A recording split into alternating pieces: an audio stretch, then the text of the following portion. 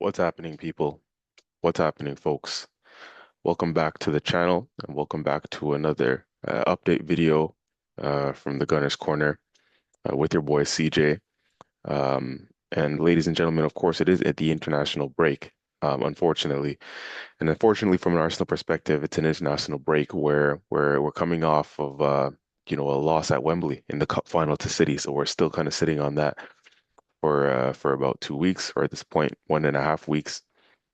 Um, again, it is unfortunate. I'm still upset about the loss, but listen, man, we have to move, right? We have to keep it pushing. We have to look to the future and look ahead because the future is still bright for Arsenal Football Club.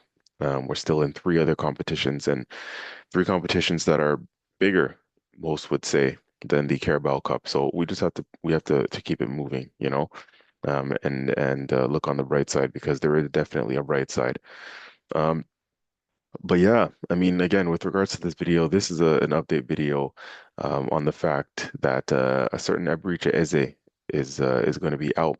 It looks like from 4 to 6 weeks, as reported by Sami Mockbel, a respected journalist in the game, um, especially with regards to Arsenal news and Arsenal updates. Sami Mockbel does put out good stuff, and his information is quite respected and widely regarded as some of the best out there. So, he's one of those in the nose for Arsenal Football Club. And when he reports or he provides his updates, it's quite spot on and quite accurate. So we have to take it serious. This is and the news itself is serious, right? Let's be honest. Eze being out 4 to 6 weeks is a big blow for the club. Just as at a time where the guy was in form and showing signs of good form. Running Eze, as we were calling him, a guy who, let's be honest, man, we've been told by Palace fans, and it's common knowledge now that Eze turns up this time of the season when the sun is out, springtime comes around, business end of the season, March to May, Eze, right? That's when he turns up, and it's just a shame as we were starting to see some of that good form. He's now out with what's reported as a calf injury. Um, and this is something that must have been picked up. I'm curious to know the ins and outs of it, but it feels like it would have been picked up in training, right? Because he did say after the Bayer Leverkusen tie where we won and he was the star of the show with that brilliant goal at the Emirates. He did come out afterwards and say when he was being interviewed that he was fine. So I assume in the week um, building up to the cup final is when he picked up the injury in training, right? That's what my assumption would be anyways. I don't have that as factual information yet, but unless Eze was lying when he said in the interview that he was fine. Um, I don't see why he would lie about that, but again, after Bayer Leverkusen, he's telling us that he's fine. So the information that you would put two and two together and think that this was an injury that was picked up in training. Nonetheless, um, he's out. Unfortunate for us. What do we do? Where do we go from here? We have to conjure up solutions, right? And before that, right? So again, the 4 to 6 weeks mark that he is touted to be out for, there are hopes that it's going to be on the lighter side of that, right? So as opposed to the maximum 6 weeks, it could be 4 weeks or less, hopefully. Um, but obviously, the time frames are what they are, and that's with an approximate um, sort of you know verdict in mind.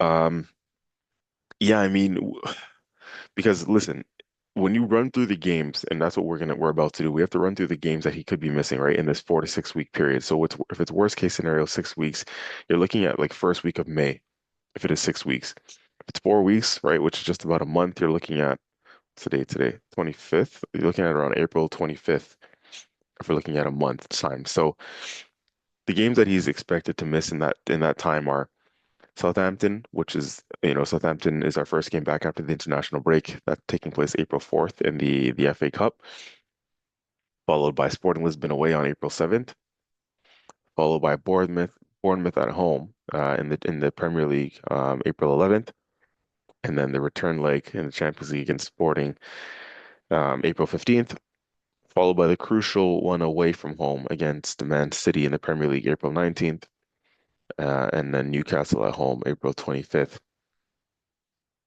Now, keep in mind if we're just stretching it out to, worst case scenario, an extra couple weeks, after April 25th, Newcastle at home in the Premier League, we have potentially, if we were to make it, semifinals of the Champions League, April 28th, and followed by Fulham at home, May 2nd in the Premier League. And then finally, May 5th is the final fixture following the Fulham game. The final fixture in that, again, quote unquote, 6 week period would be the semifinal second leg return, May 5th. So let's hope it's not all those games, right? Let's hope it's not the 6 week mark. Let's hope it's closer to the 4 week mark and if even less than that, right? That's absolute best case scenario, and that's what we're going to be hoping for. Because let's be honest, man, like I said, this is I'm sad about this, man. Like as a again, he was dropped, let's be honest. Sort of around the halfway mark of the season, famously against or sorry, after the Aston Villa game at Villa Park, where it was his error where he switched off that led to Matty Cash scoring the goal at the back post. After that, we didn't see Eze get a good run in the team, at least from the start, for a while after that. And it was likely our Mikel Arteta trying to prove a point. Um, you know, and so, Eze didn't really have much of a look in terms of the starting 11 in the first team after that for a good run of games. But obviously injury to Martin Odegaard and the loss of Mikel Merino, um, Ethan Nwaneri going out on loan meant that there was a spot that opened up for Eze to get back into the team from the start and make an impact. Where for a while, again, in that run where he wasn't playing, he was almost being the forgotten man. But now, as of the last sort of run of games, this is probably dating prior to the North London Derby, um, that was at Tottenham Hotspur Stadium. Prior to that was when he was just getting back into the team, right in and around that period where we lost to Wolves. He was on the bench for that Wolves game. Sorry, we didn't lose to Wolves, but it was a draw, but it felt like a loss. That draw famously at Molineux 2-2. Um, and yeah, as a in and around that period, got himself back in the team, starting with the North London Derby, where he balled out, right? Got another couple goals. Again, put in a near man of the match performance. And yeah, since that derby, he's been, having a good run in the team. Scored against Mansfield in the FA Cup, scored the winner essentially for us there. Had a good performance against Everton in the 2-0 home game. Um, and then obviously, in the second leg of the Champions League, Bayer Leverkusen, he's the one that essentially won us that tie with the brilliant opening goal from outside the box. So this guy's been showing some good form now, man, and it's an absolute shame. I was happy for him to get back in the team, hold down his place. No doubt about it, he would have been a key man for us in the cup final on Sunday. And in typical Arsenal fashion, we can't have nice things without even having a chance. The guy doesn't even get to play due to injury in the cup final, and now we're just thinking about what could have been. It's an absolute shame, man. Absolute shame. And yeah. Listen, but what we're here to do now is talk about some solutions and conjure up some solutions because every problem's got to have a solution, right? Um, Eberechi Eze, I mean, if he is to be out for that length of time, who fills the void, right? Um, what do we do? Because listen, another thing I want to say is in this run of games, first of all, in terms of the duration of time, two of this 4 week period, 4 to 6 week period is eaten up by international break, right? We're off all of this week. We're off all of next week. Again, we return against Sporting Lisbon. Sorry, we return against Southampton on the 4th, which is 2 Saturdays from now. He maybe not have been playing in that game anyways, and we should be able to negotiate that game without him. You should be able to beat Southampton respectfully away from home in the FA Cup without an Eberechi Eze. Okay. Then you go to Sporting away. Is that absolutely dire? Do we need Eze in that game to win that game against Sporting in the Champions League? I would argue we don't. We're not playing prime Barcelona, Sporting Lisbon away again, respectfully. It is over a two-leg tie. You don't need to win the tie in the first leg. Do we need Eze to get through that one? No, we surely shouldn't. And if we do need him for that, then the squad was not constructed well enough, clearly, right? Um, This is what we have a squad for. Again, it's not the Champions League final. It's not Man City. It's not Real Madrid. It's Sporting Lisbon away in the first leg. We should be able to negotiate that one and still, at the very least, be in the tie without Eze, right? After that, you're looking at Bournemouth at home, April 11th, right? After that Sporting Lisbon first leg. Um, Bournemouth at home, I'd argue again, still, it's not absolutely dire. Should be able to find solutions in the squad to get past Bournemouth at home in the Premier League without Eze, right? Um, and then, of course, you have the return leg, Sporting Lisbon at home. We'll see where we're at then. I mean, depending on the situation from the result of the first leg, is it going to be a must win by the second leg? Um, that's something we'd have to consider. If it's a must win, obviously you want all your best players there. You want an Eberechi Eze there, right? So, and after Sporting Lisbon, again, this is where it gets a bit extra techie. Sporting Lisbon, that second leg, April 15th. After that would be City away, right? And there's no doubt about it, you definitely would need and want City, Eberechi Eze there for City away in the Premier League, April 19th, and what could be a crucial fixture for the title race. Um, and that's followed by Newcastle at home, April 25th. So yeah, the games at the back end of this month period that he could be out for, like I said, Newcastle at home, City away, and maybe even Sporting Lisbon's, second leg at home, April 15th, depending on how the first leg goes. Um, yeah, you're looking then at games where you'd love to have an Eze, but for these first few weeks, man, like I said, 2 week international period, where we're off, so like that kills 2 weeks. Sporting Lisbon away, Southampton, sorry, Sporting Lisbon away in the first leg, April 7th, and before that, Southampton at home, April 4th, FA Cup, Bournemouth at home, April 11th. Like the first three-ish games after the international break, again, we should still be in good positions to win those games and get good results in those games without an Eze. So, yeah, I mean, it could be worse, right? That's what I would say off the jump. It could be worse. It definitely could be worse. Um, and we just have to be positive and we just have to maneuver accordingly and use the squad that we've built, right, to this point with the finances and the funds that have been pumped into the squad to be able to negotiate it. So it could definitely be worse in terms of uh, length of time, in terms of the number of games missed, in terms of the difficulty of the games that he will be missing. It could be a lot worse, right? Let's put it that way. Now the solutions are um, let me just conjure up a couple of solutions before the obvious one, right? One of the ones that I've been mulling over, and when you hear discourse in the Arsenal media, is the fact that we can push Saka inside to the sort of number 10 role or that right number 8 role, whatever way you want to put it, attacking 8, right 8, number 10. Um, can Saka get in there to fill the void for the loss of an Eze, right? We've seen Saka play there already a couple times this season. This would have a potential double benefit, right? And what that means is the fact that Saka hasn't been playing well so far this season. This is definitely as of late. Let's be honest, right? Overall, it's been underwhelming from Bukayo. Um, again, there's arguments to say that, playing out on that right wing, he's been figured out by defenders. He's lost a bit of confidence. Um, the injury has affected him, right? All these factors that, are maybe contributing to Saka not performing on that right wing.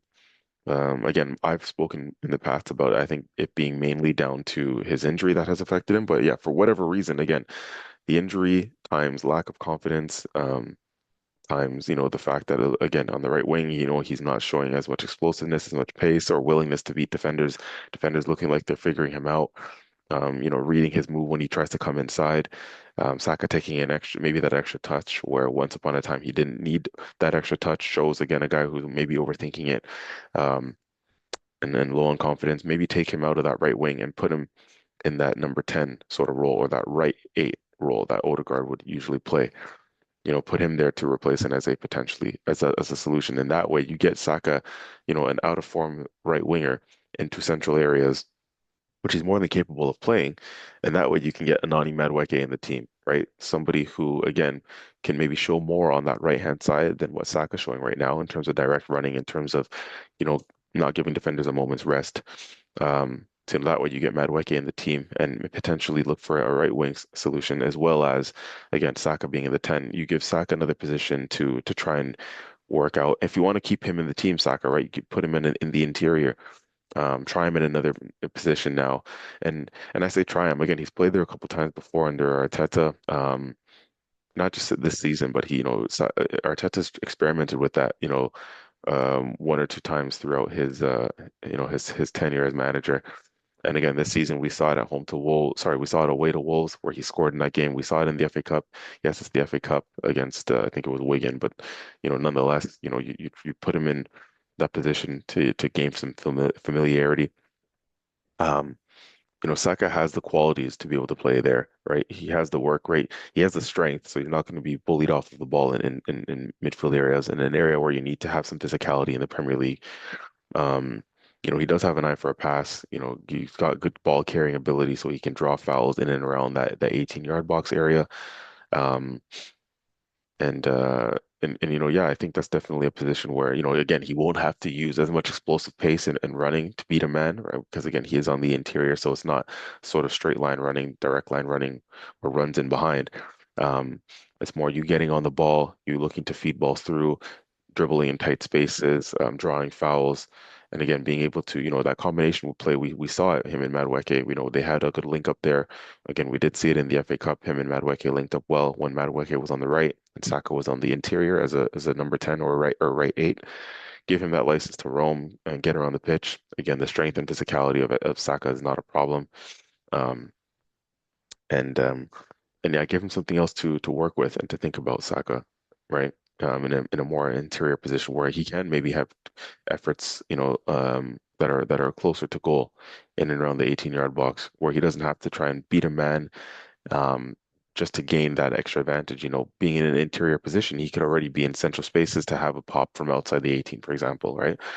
Or have some long range shots that don't require him having to necessarily beat one or two men in an isolated right wing position in order to get a shooting position or shooting advantage. So listen, Saka in there is one of the options again if you want to keep the guy in the team, um, and give him a run in a position that can, something different for him at a time where it's just not working for him. Give him a position there where it's a little bit something different. So it is an option for us. And again, it doesn't hamper us too much because again, it's either you bring Nani Madueke in on the right wing and drop Saka entirely, or you bring Nani Madueke in on the right wing, which gives us a different right wing solution that we're kind of looking for at the moment, as well as keeping, the main man Saka still in the team if that's what we want to do. So that's something you can only try now, right? When you have a shortage of number 10s in the team at the moment. Um, Saka is that option. Another option, you can do, and again, mind you, these options are horses for courses options, right? Um, it's going to depend on the game state. It's going to depend on who we're playing, um, and the opposition. And so I had to preface that, before I mentioned the next solution that I'm going to offer up. And the next solution that I'm offering up, that we could potentially do is a Kai Havertz, right? Again, horses for courses. Um, we've seen Kai Havertz work in that sort of second striker slash number 10 role behind a Yonkers, for example. We've seen that work, and we also see it not work. Where it didn't work was in the EFL Cup final on the weekend against Man City. Where it worked was in the FA Cup, um, I believe it was, and or sorry, it wasn't in the FA Cup. It was in the Champions League against Kairat Almaty, I believe it was. Again, taking the opposition into account, but we saw them link up well there. And we also saw them link up well for the Premier League game against Leeds away, where we won convincingly 4-0, I believe it was. Again, in the Kairat Almaty game in the Champions League, it was Kai Havertz looking for Gyökeres early in that sort of number 10 second striker position, feeding him in behind. I believe Gyökeres did go on to score in that game. I believe it was off of Kai Havertz's assist. So, um, we've seen that link up happen before, and again, it's games like that, right? Horses for courses where, um, you're playing an opposition that may be or definitely will be inferior, and they may even look to low block, right? If you have a Kai Havertz playing up there with a Gyökeres, when we have a lot of the ball, Gyökeres is not going to be isolated on his own, or he's not going to be crowded around in the 18-yard box with 3, 4 defenders around him. You'll have a Kai Havertz playing close to him or playing next to him who can feed off scraps, who can feed off, balls knocked down, second ball opportunities. And even again, Kai Havertz getting on the ball himself to look for Kai Havertz for Gyökeres early.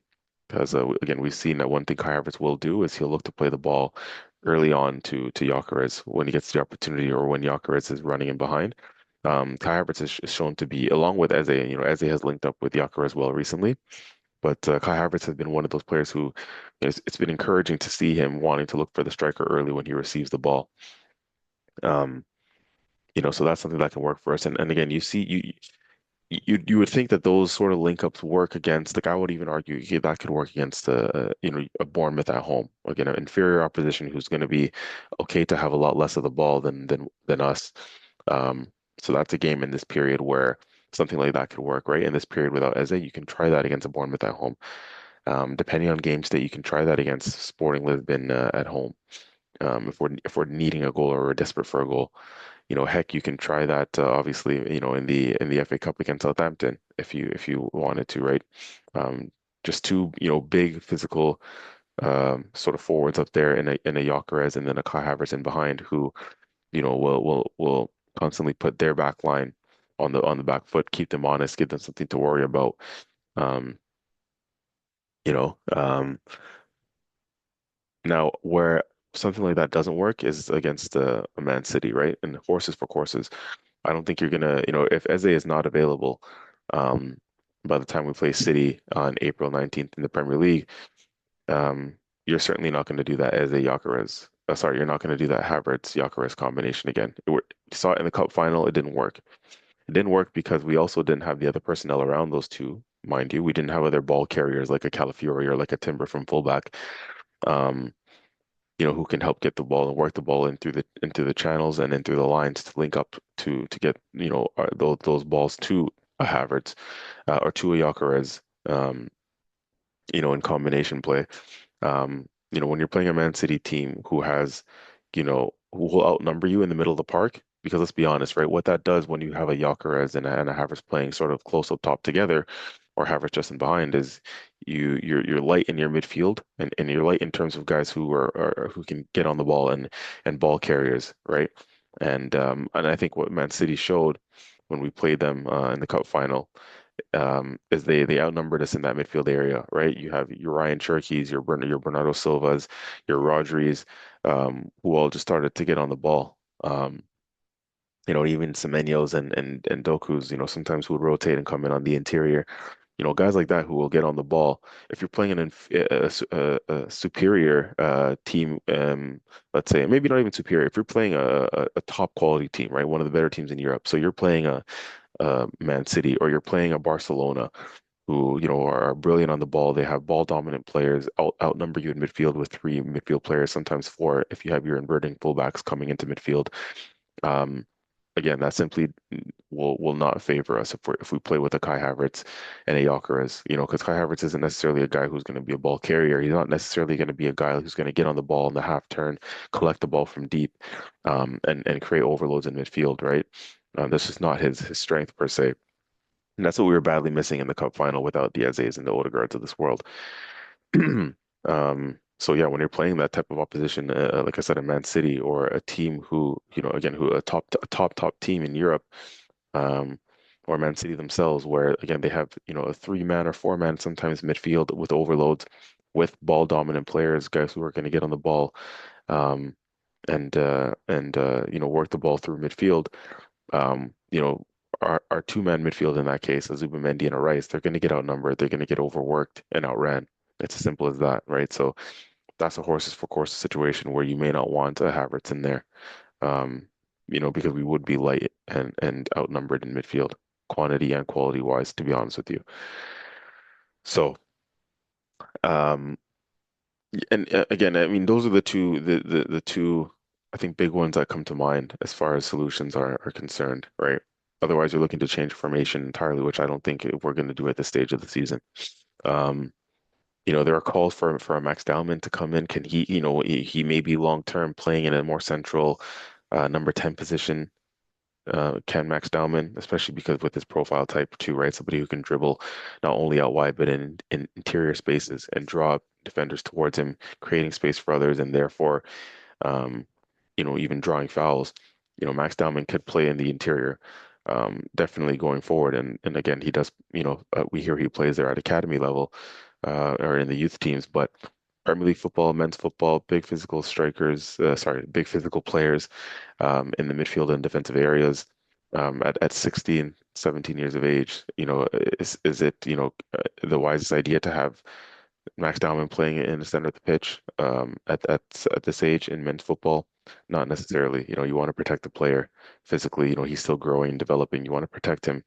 So I feel like if he is going to have a role in this first team at the moment, Max Dowman, it's going to be out wide, not necessarily in central areas. And I think that would be the wisest thing, anyways. Um, but listen, again, we don't have a Mikel Merino, we don't have an Ethan Nwaneri. I still stand on the fact that Ethan Nwaneri is the Ethan Nwaneri situation, and to send him on loan was the best thing for him at this time. I will agree with Mikel Arteta on that. I'm not going to be, revisionist or in hindsight and look back and say, oh, it was a poor decision to send him out now with these injuries. Like, no, Ethan needed the development. He needed to play on loan. You can't foreshadow at the time that we're going to pick up, key injuries in all these number 10 areas, or these attacking midfield areas, right? We couldn't foreshadow that. Um, and Arteta wasn't to know that. But what was best for Ethan at the time was development. What is best for Ethan still is development and playing football at a senior level elsewhere. So, and he did score this past week, and Ethan Nwaneri, so good. Shout out to him. He scored for Marseille. Um, yeah, listen. The final solution, guys, like let's be honest, right, is the elephant in the room. It's Martin Odegaard, and I come to that solution last. This is the one that we are all expecting. This is the most obvious solution. However, before the obvious solution, I wanted to pose, solutions, thinking outside the box, innovative solutions, right? Whether it was the Saka one or the Kai Havertz one. But listen, we can think about and conjure up all these other solutions, but the obvious one obviously is the Martin Odegaard one, right? And this is the time where Martin Odegaard needs to step up to the plate, assuming he will be fit after the international break, which he should do because he didn't go away with Norway. He stayed behind, at London Colney to build his fitness. Especially now, I imagine that would have been the wisest decision to take, knowing that Eze's out for a while. You're going to need your Martin Odegaard back fit and firing. Um, he was sort of, pushing to make the cup final. Obviously, it didn't happen, but now with an extra 2 weeks rest under his belt, you're looking at the cup final now to be, sorry, you're looking at the return immediately after the international break, to be the time where Odegaard surely comes back in now. Surely, he's had a frustrating campaign. He's been in and out of the team, with injuries and so on. But now, surely, the run in, it's almost like the stage was built for Odegaard to come back in now and be the guy. You're still the captain of this football club. You've had your critics all season long in the home straight. The business end. Can you be the main man, Mr. Odegaard, um, to get us over this damn finish line and collect some trophies for us and lift these trophies over your head as the captain of the club. Lead us to glory, man. Lead us to what we need, what we deserve, what we've been craving as football fans, as Arsenal fans. Um, Again, there's a lot of slander on your name at the moment. There's a lot of criticism in your direction, Martin Odegaard. You know, now is the time, you get your fitness back up, come back after the international break and just ball out for us.